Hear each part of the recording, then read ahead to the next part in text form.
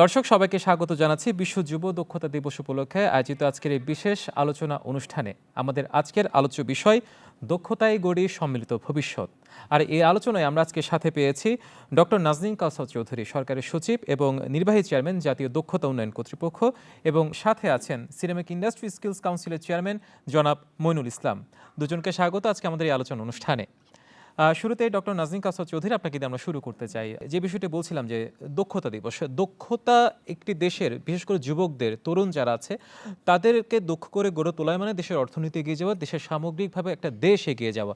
এখন আমাদের বিশ্ব যেখানে একটা প্রতিযোগিতামূলক অর্থনীতিতে আছে, বাংলাদেশও সেই মহাসড়কে আছে, সেই অর্থনীতির প্রতিযোগিতার মহাসড়কে।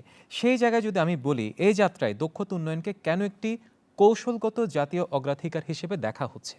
আপনি যদি ইকোনমিক গ্রোথের কথা চিন্তা করেন, আমরা যদি 18th সেঞ্চুরি থেকে এখন মানে ফোর্থ আয়ারের এই মানে এভলিউশনটা দেখি যে কিভাবে ইকোনমিক গ্রোথটা হচ্ছে।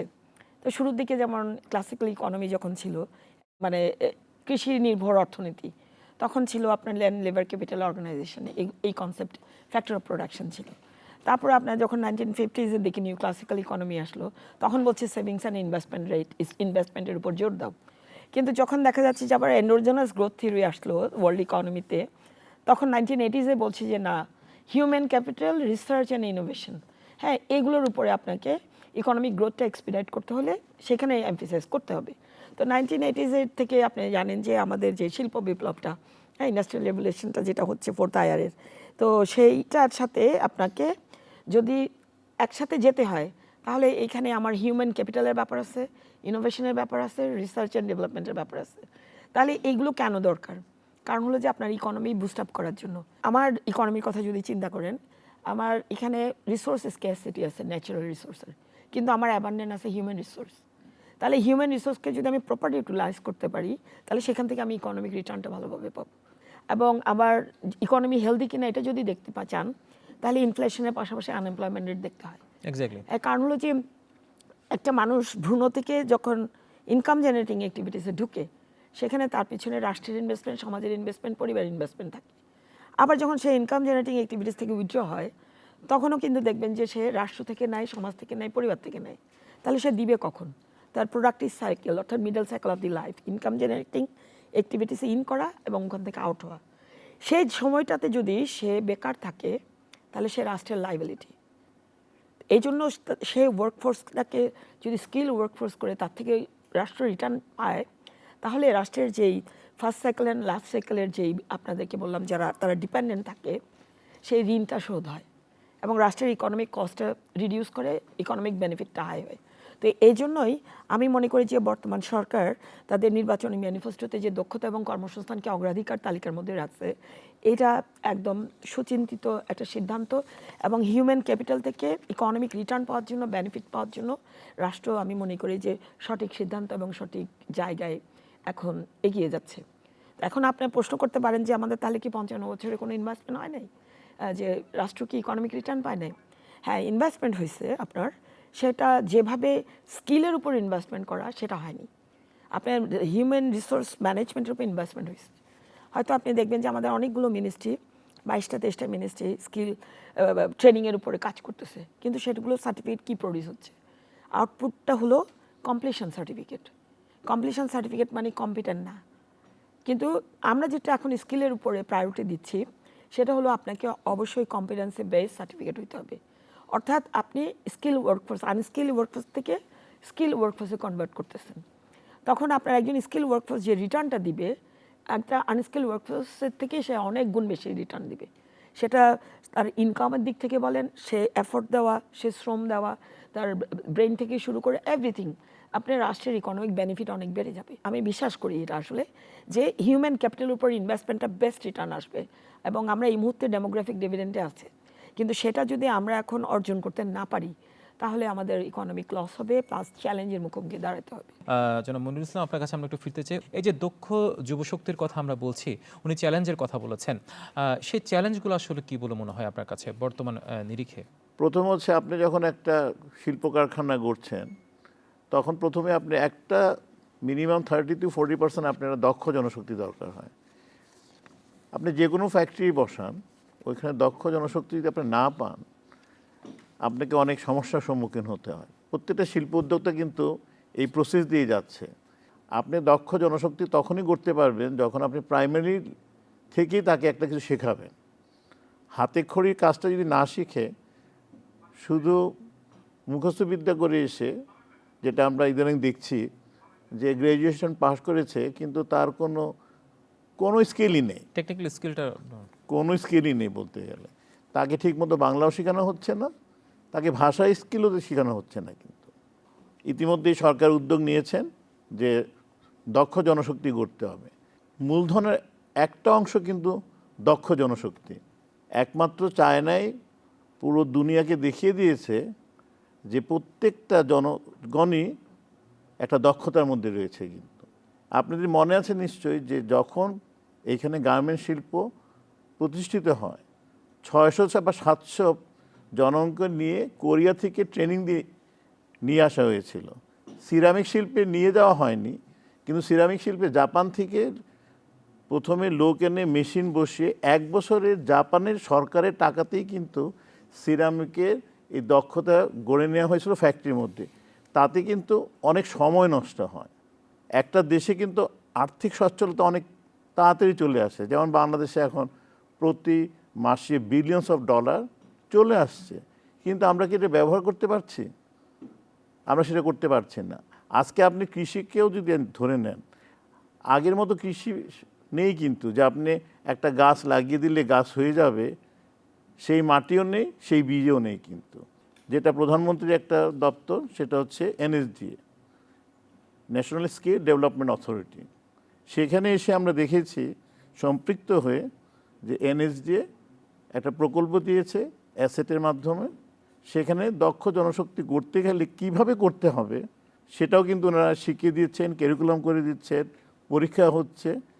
এবং এবার এসে আমরা বর্তমান যে এক্সিকিউটিভ চেয়ারম্যান আছেন, উনি যে এফোর্টটা নিয়েছেন, এটাও কিন্তু একটা স্মরণীয় হয়ে থাকবে।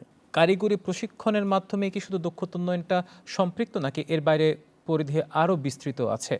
অনেক PhD ডিগ্রিধারী আছেন, সে অনেক জানেন, কিন্তু দেখবেন যে উনি ডেলিভারিটা সেভাবে করতে পারতেছেন না। মাইক্রোফোনের সামনে সে কি ফিল করতেছেন, স্টুডেন্টের সামনে সে কি ফিল করতেছেন, বা একটা পাবলিক স্পিকিংয়ে সে কি ফিল করতেছেন। এটা PhD ডিগ্রিধারী মানে খালি যে ইউনিভার্সিটি টিচার তাকে বলছি না, আমাদের সিভিল সার্ভিসও অনেকেই আছেন, আমরা বিভিন্ন সেক্টরেও দেখবেন। তো এটা মানে কি, আপনার একাডেমিক কোয়ালিফিকেশনটা এনাফ না, ঠিক একইভাবে দক্ষতার ক্ষেত্রে টেকনিক্যাল নলেজটা এনাফ না। এখন টেকনিক্যাল নো হাউ আমি জানি, কিন্তু আমি দেখা যাচ্ছে আন্ডার এক্সট্রিম প্রেশার কাজ করতে পারতেছি না। আমার অ্যাপটিটিউড টেস্ট হচ্ছে না, যেটা ওয়েস্টার্ন ওয়ার্ল্ডে হচ্ছে, কীভাবে তারা হিউম্যান ক্যাপিটালটাকে ইউটিলাইজ করছে ইনোভেশন এবং স্কিল ট্রেনিং দিয়ে।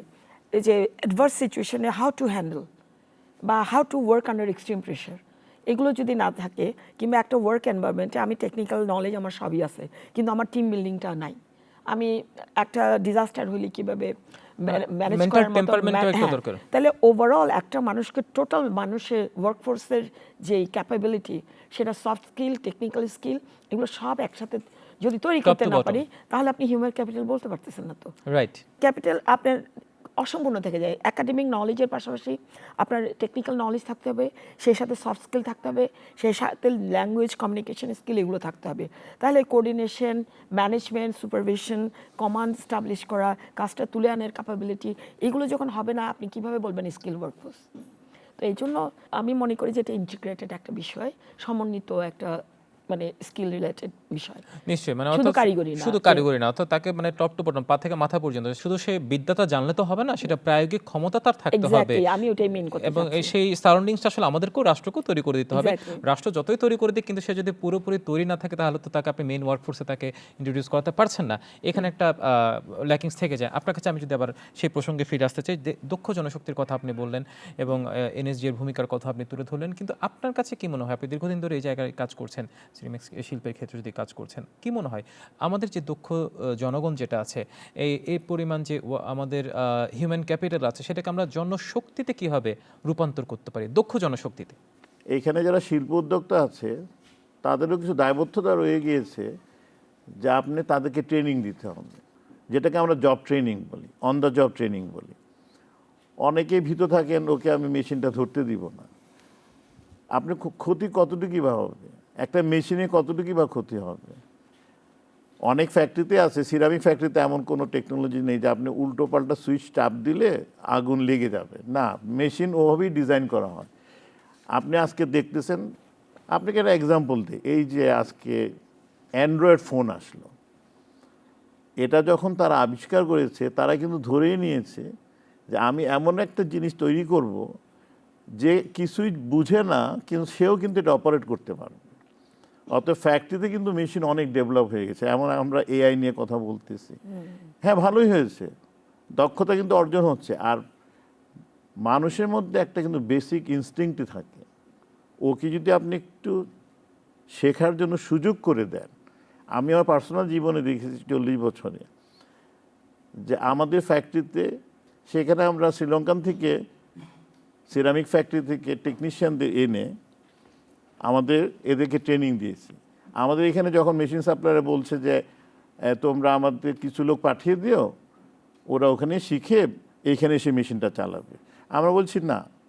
তখন কিন্তু একজনই শিখলো, কিন্তু বরং মেশিনটা যখন এখানে বসবে তখন তুমি তোমাদের টেকনিশিয়ান পাঠিয়ে দেবা এবং এইখানে তারা শিখাবে। তখন কিন্তু 100 জন লোক যে পাশে দাঁড়িয়ে আছে তারা কোনো না কোনোভাবে কিন্তু শিখে ফেলতেছে। কিন্তু এইভাবে কিন্তু বাংলাদেশ অনেক দূর এগিয়ে গেছে এবং দক্ষতা আরও বৃদ্ধি করার জন্য আপনি জানেন যে বিজিএমই নিজস্ব একটা কলেজ করে ফেলেছে। আমরা এখন যেমন একটা সিরামিক ইউনিভার্সিটি করার প্ল্যান নিয়েছি, কারণ এখন বাংলাদেশে 60টার উপরে সিরামিক ফ্যাক্টরি আছে, টাইলস, টেবিলওয়্যার অ্যান্ড স্যানিটারি। তো বাংলাদেশ কিন্তু এগিয়ে যাচ্ছে। কথা প্রসঙ্গে একটু এখানে আমি একটু থামাইতে চাই এবং এই তথ্যটা আমরা নিতে চাই। বিজিএমে তো আপনার একটা ইউনিভার্সিটি বা ইনস্টিটিউশন করার চিন্তা ভাবনা করছেন, এটা কতদূর আগালো? আপনি অলরেডি জানেন যে বুয়েটে কিন্তু একটা কোর্স আছে সিরামিকে, কারণ সিরামিক এই লেভেলে থাকবে না, টেকনিক্যাল সিরামিকে চলে যাবে। তো বুয়েটে কিন্তু এডুকেশনটা শুরু হয়ে গেছে এবং এখান থেকে ওনারা পড়াশোনা করছে এবং ওনারা বিদেশে চলে যাচ্ছে, কারণ টেকনিক্যাল সিরামিক এখন এখানে হয়নি। অর্থাৎ ক্ষেত্রটা আমরা দিতে পারছি না সেখানে। না, দিতে পারছি না। তখন আমরা দেখলাম এখন আর সময় এসেছে আমাদের একটা ইউনিভার্সিটি করতে হবে, কারণ আমাদের আবারও চলে আসে এনএসডি যে সিস্টেমে আমাদেরকে ক্যারিকুলাম তৈরি করে, প্রথমে খুব কঠিন মনে হচ্ছিল যে এত আসলে ক্যারিকুলাম তৈরি করে অনেক, ওইখানে একটা আমার দক্ষতা নেই। তো যেভাবে আমাদের একটা দক্ষ জনশক্তি উঠে গিয়েছে, ভবিষ্যতে আমাদের যদি নিজস্ব একটা ইউনিভার্সিটি থাকে তখন সেখানে আমরা অনেক সহজে তাদেরকে এডুকেশনটা দিয়ে দিতে পারবো। আজকে অনুষ্ঠানের মাধ্যমে আমরা একটু মানে দর্শকরাও দেখছেন নিশ্চয়ই, একটু জানতে চাই যে যারা উদ্যোক্তা আছে এই বিষয়টা আসলে ইউনিভার্সিটির কবে নাগাদ আপনারা মানে সত্যটা বাস্তবায়ন করতে পারবেন বলে মনে হচ্ছে? যেমন আমরা প্ল্যান নিয়েছি 5 বছর লেগে যাবে এটাকে পুরোপুরি চালু করতে। এই ধরনের উদ্যোক্তাদের জন্য পূর্বাঞ্চলে ল্যান্ড অ্যালোকেশন শুরু হয়েছে। তা আমরা ওই ল্যান্ডটার জন্য আমরা অ্যাপ্রোচ করেছি। ওই ল্যান্ডটা যখন পেয়ে যাব তখন বিল্ডিংয়ের ব্যাপার আছে, তারপরে আপনি বাংলাদেশে অনেক পারমিশন নিতে হবে, আর এইখানে সিরামিক শিখাতে গেলে ওই বাইরে থেকে কিছু টিচার আনতে হবে, এই জন্য একটু সময় লাগবে। সবকিছু মিলে একটা টাইম ফ্রেম 5 5 বছর বছরের লাগবে। মধ্যে হয়তো বা জিনিসটা 5 বছরের মধ্যে এটা হয়ে যাবে। বাস্তবায়ন হবে। এটা কিন্তু খুবই জরুরি। বিজিএমে যেমন ইউনিভার্সিটি করেছে, ইনস্টিটিউশন করেছে এবং সেখান থেকে ব্যাকওয়ার্ড লিঙ্কেজ তৈরি হচ্ছে, মেধাসত্ত্ব তৈরি হচ্ছে, ঠিক তেমনি আপনারাও হয়তো এই শিল্পের জন্য অনেক মেধাসত্ত্ব তৈরি করতে হবে, সেটা আমাদের লোকাল মার্কেটে ছড়িয়ে যাবে এবং আমাদের অর্থনীতি এবং দক্ষতা সেই সাথে উন্নয়ন হবে। অত্যন্ত দারুণ একটি বিষয় আপনার কাছ থেকে আমরা জানতে পারলাম আলোচনা প্রসঙ্গে। আপনার কাছে আমরা আবারও ফিরতে চাই, যে প্রশ্নটি এবার আপনার কাছে রাখতে চাই সেটি হচ্ছে যে দক্ষতা উন্নয়নের কথা আমরা বলছি, আমাদের প্রচুর জনশক্তি আছে কিন্তু দক্ষ জনশক্তির অভাব, আমাদের কর্মক্ষেত্র প্রচুর আছে, প্রচুর বিদেশে চলে যাচ্ছে, দেশের বাইরে একটা মেধাবী প্রজন্ম কিন্তু দেশের বাইরে চলে যাচ্ছে। প্রথাগত বিদ্যা, একটা কথা আছে যে গ্রন্থগত বিদ্যার পর হস্তেদন নহে বিদ্যা নহে তন হলে প্রয়োজন। এই গ্রন্থগত বিদ্যার বাইরে গিয়ে উনি যেমনটি বলল প্রাথমিক শিক্ষা থেকে তৈরি করা, সেই জায়গায় আসলে কতটুকু করণীয় কি? মানে সরকার তো খুবই আন্তরিক, এই জায়গায় সরকারের যে পদক্ষেপগুলো আছে তার মধ্যে কোন কোন বিষয়গুলোকে আপনি তাৎপর্যপূর্ণ বলে মনে করছেন? আপনি যেটা বলছেন যে পুঁথিগত বিদ্যা আসলে তো একটা মানুষকে সাকসেসফুল পারসনে পরিণত করতে পারে তার না। ভিতরটা হয়তো হ্যাঁ, মানে হ্যাঁ, আত্মশুদ্ধ সে করে। হয়তো জানছে, যেমন আমি দেশের বাইরে অস্ট্রেলিয়াতে 6.5 বছর পড়ালেখা করতে গিয়ে যেটা জানছি সেটা হলো আপনার প্রতিটা স্তরের সার্টিফিকেট হলো একটা পরবর্তী জ্ঞানের সাগরে সাঁতার কাটার একটা লাইসেন্স মাত্র। এটা স্বীকৃতি মাত্র। হ্যাঁ, আমরা অনেক সময় আমাদের দেশের কনসেপ্টে যদি চিন্তা করি আমরা মনে করি যে ওই সার্টিফিকেটটাই আমার, এখন আমি বিশেষজ্ঞ। কিন্তু বিদেশে আমি শিখছি যে বিশেষজ্ঞ না, আপনারা এসএসসি সার্টিফিকেট মানে you are qualified enough to learn HSC level education, মানে জানার জন্য। তো ঠিক একইভাবে আমি পিএইচডি করছি মানে আমি বিশেষজ্ঞ না, I know how to do research, এই লাইসেন্সটা আমার আছে। Exactly. তো এই জিনিসটা, এই মাইন্ডসেটটা আমার সোসাইটিতে নাই। এই সামাজিক দৃষ্টিভঙ্গির পরিবর্তন করতে হবে। হ্যাঁ, কারণ হলো যে এখন প্রথাগত বিদ্যা থেকে কেন বের হয়ে আসছে না? কারণ আপনি দেখেন অস্ট্রেলিয়ার দিকে যদি তাকাই, যেহেতু আমি 6.5 বছর ওখানে পড়ছি, অনেক কিছু একটা অভিজ্ঞতা আপনার হয়েছে। সুযোগ হয়েছে, সেটা আপনি দেখবেন যে ওদের স্কিল মাইগ্রেশনে কারা বা স্কিলস পার্সন কারা। হ্যাঁ, যেমন ধরেন আমি ইকোনমিস্ট, কিন্তু আমি টেকনিক্যাল পার্সন হিসাবে রাখবে না, আমাকে ইন্টেলেকচুয়াল সাইডে রাখবে। আর টেকনিক্যাল সাইডে রাখবে যারা টেকনিক্যাল নো হাউটা জানে, মনে করেন যে নার্স, ডাক্তার, ইঞ্জিনিয়ার, প্লাম্বার, তারপরে আপনার এই যে বার্বার, এরা সব কিন্তু ওখানে, কারণ টেকনিক্যাল জিনিসটা ওরা হ্যান্ডেল করতেছে। কিন্তু ওরা এগুলাতে লজ্জাবোধ নাই, কারণ হলো কোনো কাজে লজ্জার কিছু নাই, কোনো কাজে ছোট করে দেখার সুযোগ নেই। লজ্জার নাই। কারণ আমার রাসূল সাল্লাল্লাহু আলাইহি ওয়াসাল্লাম আপনার মেষ চালাইছে না? হ্যাঁ, ওনাকে তো আল্লাহ রাজপ্রাসাদে দিতে পারতো, কিন্তু উনি রাখাল বালকের কাজ করছে না। Right. এখান থেকেই লেসন লার্ন করা উচিত আমাদেরকে, যে কোনো কাজ আসলে ছোট না। আপনি অসৎ উপায়ে ইনকাম না করে আপনি আত্মনির্ভরশীল হয়ে ইনকাম করতেছেন কিনা, সেটা ইম্পর্টেন্ট, সেটা যে জবই হোক। তো ওখানে আপনি যদি কম্পেয়ার করেন, দেখবেন যে 12 গ্রেডের পর সবাই কিন্তু ইনকাম জেনারেটিং অ্যাক্টিভিটিসে ইনভলভ হয়। কেউ কিন্তু আপনার হায়ার এডুকেশনে ডাইরেক্ট চলে যায় না 12 গ্রেডের পরে। কারণ হলো যে সে আগে ইনকাম, মানে 18 পর্যন্ত সে যেহেতু শিশু, পরিবার তার লাইবিলিটিটা নেয়। তারপরে সে দেখবেন যে তার বেসিক এডুকেশনটা যখন হয়ে যায় 18 বছর পর্যন্ত, তখন কিন্তু বাবা মা তাকে মানে ইনকামের জন্য ওপেন করে দেয়, কারণ সে এখন শিশু না। তো সে যখন ইনকামটা করে স্বাবলম্বী হয়, তখন সে তার জবের প্রয়োজনে বা তার নিজের প্রয়োজনে সে যদি রিসার্চে যেতে চায়, অথবা তার জব যদি ডিজায়ার করে যেতে হায়ার এডুকেশনে যাবে, তখন সে যায়। কিন্তু আমাদের যেটা কালচারাল ট্রেন্ড, যে সবাইকে মাস্টার সার্টিফিকেটধারী হইতে হবে, না হলে আর জীবন বিপন্ন।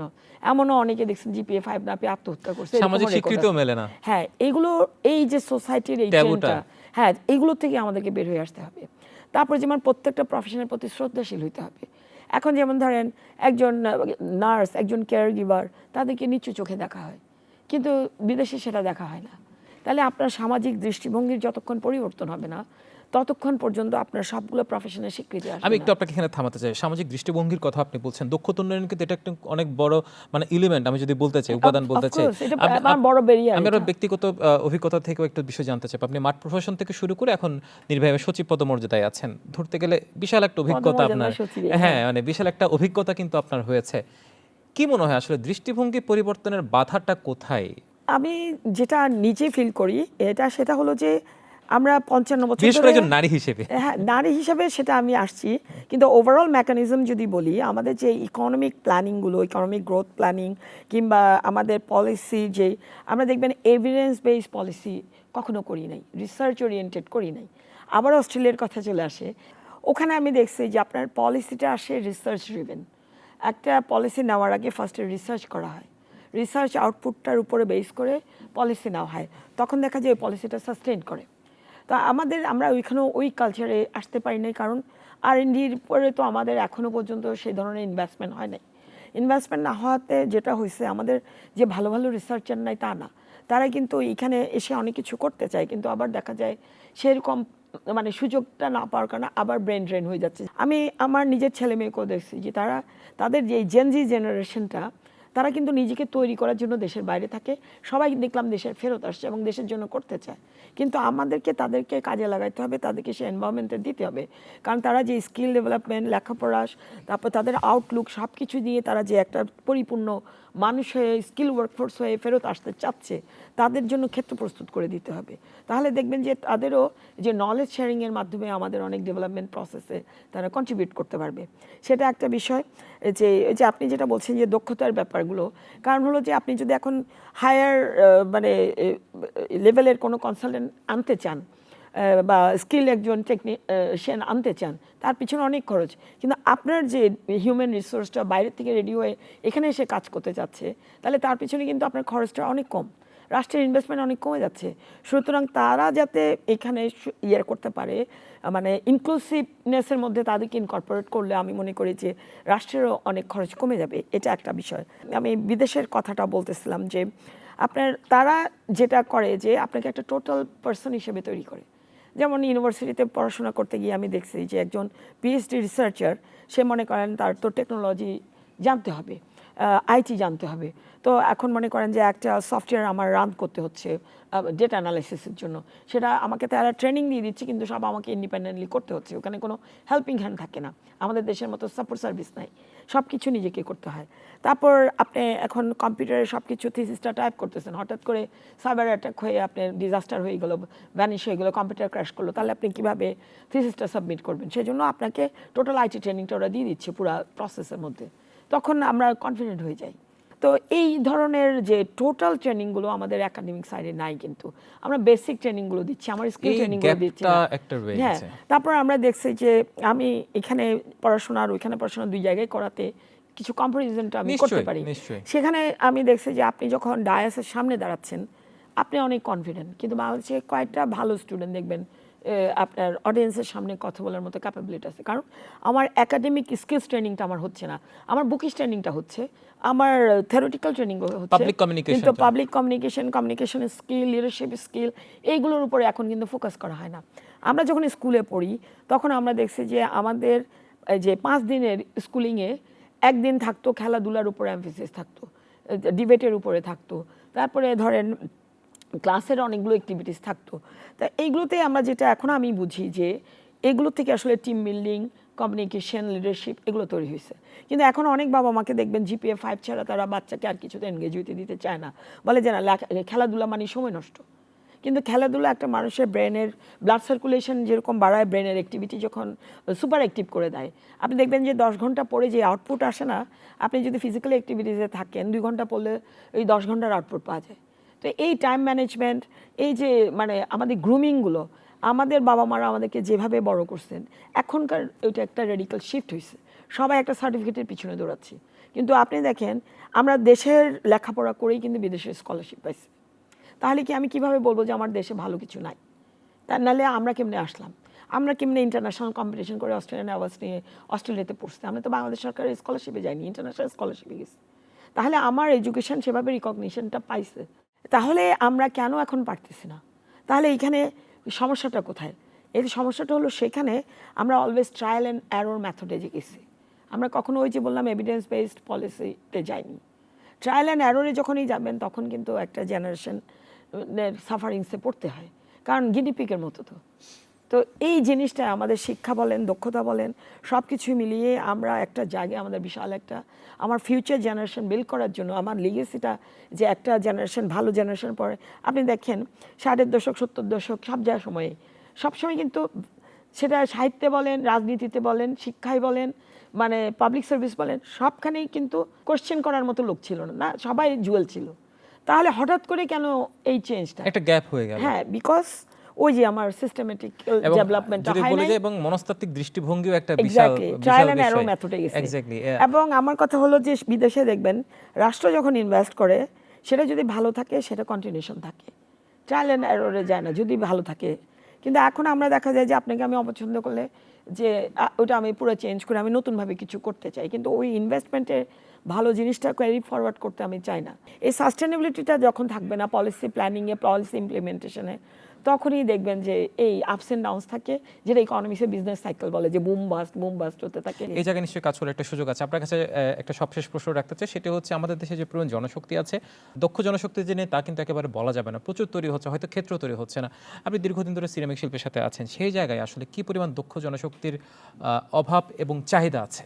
প্রথমে শুধু সিরামিক শিল্পে না, আপনি যে কোনো শিল্পে বসান, আপনি অনেক দেখবেন জনশক্তি আছে, কিন্তু আপনি একটা শিল্পের জন্য যখন জনশক্তি খুঁজবেন আপনি কিন্তু পাবেন না। এবং প্রত্যেকটা ফ্যাক্টরি কিন্তু একটা ওয়ার্কার শর্টেজের মধ্যে আছে। ওদের মনস্তাত্ত্বিক চলে গিয়েছে যে সবাই এখন রেমিটেন্স যোদ্ধা হবে, কেউ তো আর দেশে থাকতে চাচ্ছে না। ওকে আপনি ফ্যাক্টরিমুখী করবেন কিভাবে? কারণ এই যে একটা প্রপাগান্ডা হয়ে গিয়েছে, হ্যাঁ আমরা ওদেরকে রিকগনাইজ করতেছি, রেমিটেন্স যোদ্ধা আরও যাবে, সেটা তো ঠিক আছে, কিন্তু সবাই কি যেতে পারবে? মানে ওখানেও তো একটা লিমিটেশন আছে, মানে কোন ক্ষেত্রে যাবে, ক্ষেত্রগুলো কি হবে, সেখানে তার অ্যাক্টিভিটিস কি হবে, তাদের তখন তো এই ট্রেনিংগুলো দিতে হবে। তো আপনি আনট্রেন অবস্থায় যে পাঠাচ্ছেন সেখানে যে অনেক ডিজাস্টার হচ্ছে সেটাও তো আমরা দেখছি। আর সরকার পরিবর্তনের সাথে সাথে পলিসি চেঞ্জ এটা বন্ধ হতে হবে। একসময় মেয়েদের স্কুলে আনার জন্য স্কুলে গেলে ওরা একটা গম পেত, খাদ্য পেত। এতে অনেক মেয়েরা কিন্তু স্কুলগামী হয়েছিল এবং মেয়েদের এডুকেশনটা ফ্রি করা হয়েছিল। সরকারের বাজেটে আরও অনেক অ্যালোকেশন দিতে হবে এই শিক্ষা খাতে, এখানে অ্যালোকেশন অনেক কম। মাননীয় প্রধানমন্ত্রীর যে কথাতে দেখলাম যে সেটা হচ্ছে স্নাতক পর্যন্ত সবাইকে অবৈতনিক করার একটা চিন্তা ভাবনা আছে সে জায়গায়। এটা খুবই ভালো উদ্যোগ আমি মনে করছি। আমরা যখন পড়াশোনা করেছি তখন তো আমাদের এত টাকা বেতন দিতে হয়নি, ইভেন ইউনিভার্সিটির বেতনই ছিল 15 টাকা। আমার কথা হলো সরকারের দায়িত্বটা কি?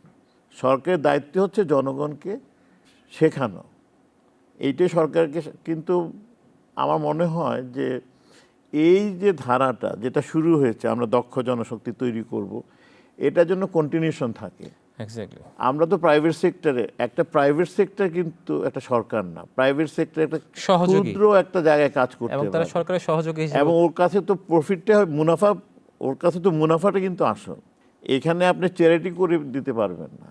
জনশক্তি ট্রেন আপ করার পরে আমি যদি বেনিফিট না দেখি, সিরামিক সেক্টরের যে, এখানে আপনি একটু চিন্তা করে দেখেন, প্রায় গ্রামে কিন্তু কুমার বাড়ি আছে, কিন্তু ওরা কিন্তু হাতে কিন্তু ছোট ছোট প্রোডাক্ট তৈরি করছে। একটু এফোর্ট নিয়ে কিন্তু একটা বিপ্লব করা যায়। যেহেতু এখন এলপিজি গ্যাস চলে এসেছে, ওদেরকে শুধু একটা প্রপার বার্নার দিতে হবে। এখানে কর্মসংস্থান ব্যাংক আছে কিন্তু বাংলাদেশে, কিন্তু ওনাদের যে ফান্ড অ্যালোকেশন সিস্টেমটা অনেক জটিল। আবার যদি এনজিও আসে, এনজিওতে তো আপনি খুব বেশি বেনিফিট হবেন না। সরকারকে উদ্যোগ নিতে হবে, কর্মসংস্থান ব্যাংক থেকে তাদেরকে টাকা নিয়ে যেতে হবে। তা আমরা চেষ্টা করে যাচ্ছি, যেভাবে গার্মেন্টস শিল্পে একটা বিপ্লব এসেছে, সরকার যদি আরও সহযোগিতা করে এই সিরামিক শিল্পে অনেক বিপ্লব আসবে। গার্মেন্টসের উপরে আরেকটা খুব ইজি বিপ্লব কিন্তু সিরামিক। আপনার কাছে সবশেষ প্রশ্ন যেটা রাখতে চাই সেটা হচ্ছে, যেহেতু আপনি জাতীয় দক্ষতা উন্নয়ন কর্তৃপক্ষের নির্বাহী চেয়ারম্যান হিসেবে দায়িত্বে আছেন, সেই দায়িত্বের পরিধি বিবেচনায় আসলে দক্ষতা উন্নয়নের ক্ষেত্রে আপনাদের কি কি করণীয় মুহূর্তে কি কাজ পরিচালনা করছেন? আমাদের যেটা ম্যান্ডেট সেটা হলো যে আপনার স্কিল স্ট্যান্ডার্ডাইজেশন, সেটা আমরা আসলে ফ্যাসিলিটেটরের রোল প্লে করি। আমরা সরকারের একটা এক্সপার্ট হিসেবে কাজ করি, যে 22টা মন্ত্রণালয় যারা স্কিল ট্রেনিং দিচ্ছে, এজেন্সি স্কিল ট্রেনিং দিচ্ছে, তাদের সবার কোঅর্ডিনেটিং বডি হিসেবে কাজ করি। তো এখন বলতে পারেন যে তাহলে আমরা কিভাবে কাজটা করি, সেটা হলো যে আমাদের ডিমান্ড ড্রিভেন কাজ করি আমরা। যেমন আমাদের 16টা ইন্ডাস্ট্রি স্কিল কাউন্সিল আছে, যার একটা হলো সিরামিক ইন্ডাস্ট্রি স্কিল কাউন্সিল। তো আমরা প্রাইভেট সেক্টর ড্রিভেন ডিমান্ড পাই, আমাদের ট্রেনিং ইনস্টিটিউট থেকে ডিমান্ড পাই বাংলাদেশে যেগুলো আছে, আর সরকারিভাবে বিভিন্ন রাজস্ব খাতের ট্রেনিং আছে, উন্নয়ন খাতের ট্রেনিং আছে, এগুলোর থেকে আমরা কিছু ডিমান্ড পাই। তো ডিমান্ড পেলে কীভাবে কী করি, সেটা হলো আমরা সংশ্লিষ্ট টেকনিক্যাল এক্সপার্ট যারা একাডেমি আছে, ইন্ডাস্ট্রি এক্সপার্ট আছে, যারা ডিমান্ডটা প্লেস করছে, তাদেরকে সাথে নিয়েই ফ্যাসিলিটেটর হিসেবে আমরা যেমন ধরেন টাস্ক অ্যানালাইসিস করি, করে যে কারিকুলামটা ডেভেলপমেন্টে হেল্প করি। ডেভেলপমেন্ট হয়ে গেলে স্টেক হোল্ডার কনসালটেশন করে সবাই যখন বলে যে না আমরা যেভাবে চাইছি, ডিমান্ড সাইড থেকে যারা ডিমান্ডটা প্লেস করছে তারা যখন বলে যে হ্যাঁ এইভাবেই আমরা চাইছি, আমাদের এরকমই ওয়ার্কফোর্স দরকার ছিল এবং সিলেবাসটা এখন ঠিক আছে কারিকুলামটা, তখন আমরা এটা ভ্যালিডেট করে দিই। ভ্যালিডেট করার পরে যেটা হয়, আমাদের স্কিল ট্রেনিং প্রোভাইডার 2200 মতো এখন সারা বাংলাদেশে আছে। এগুলো বিভিন্ন মন্ত্রণালয়ের আন্ডারে এবং বিভিন্ন আপনার বেসরকারি। তো এই 2200-র মধ্যে 350 হলো 16টা মিনিস্ট্রির আন্ডারে, আর বাকিগুলো হচ্ছে আমাদের বেসরকারি স্কিল ট্রেনিং প্রোভাইডার। তো আমরা যখন কারিকুলামটা ডেভেলপ করে অ্যাপ্রুভ করে ওয়েবসাইটে দিই, তখন তারা সেই কোর্সগুলো অফিসিয়ালি আমাদের কাছ থেকে অ্যাপ্রুভাল নিয়ে, স্বীকৃতি নিয়ে কোর্সগুলো রান করে। এগুলো 3 মাসের করে কোর্স, প্রতি কোর্সে আপনার 24 জন করে ট্রেনিং দেওয়া হয়। তো এইভাবে বছরে ধরেন 4টা কোর্স যদি হয় 480টা, মানে 5টা সাবজেক্টে অ্যাট এ টাইম ট্রেনিং করাতে পারে। তো এরকমই আমাদের ট্রেনিংগুলো হওয়ার পর ওরা যখন ট্রেনিং শেষ হয় আমাদের কাছে বলে যে আপনাদের টেকনিক্যাল এক্সপার্ট অ্যাসেসর দিয়ে অ্যাসেসমেন্টের জন্য আমরা রেডি আছি, ব্যবস্থা করেন। তখন আমরা রেগুলেটরি অথরিটি ফ্যাসিলিটেটর হিসেবে আমরা আমাদের অ্যাসেসর পুলভুক্ত যারা টেকনিক্যাল এক্সপার্ট আছে তাদের দিয়ে স্কিল অ্যাসেসমেন্টটা করাই, যে তারা 3 মাস যা শিখছে কতটুকু শেখা হয়েছে। যখন রেজাল্টটা আমাদের কাছে আসে তখন আমরা ন্যাশনাল স্কিল সার্টিফিকেটটা ইস্যু করি, যেটা কম্পিটেন্সি বেস সার্টিফিকেট। তো এটার পরে এটাই যে আমাদের এটুকুতে শেষ তা না, আমাদের কিন্তু ইন্ডাস্ট্রি লিঙ্কেজের ম্যান্ডেট আছে মনিটর করার, যেটা আমাদের এই যে 16টা ইন্ডাস্ট্রি স্কিল কাউন্সিল আছে ইনক্লুডিং ইসলামিক, তারা আমাদেরকে ধরেন যে রিকুইজিশন দিয়ে সিলেবাসটা করালো।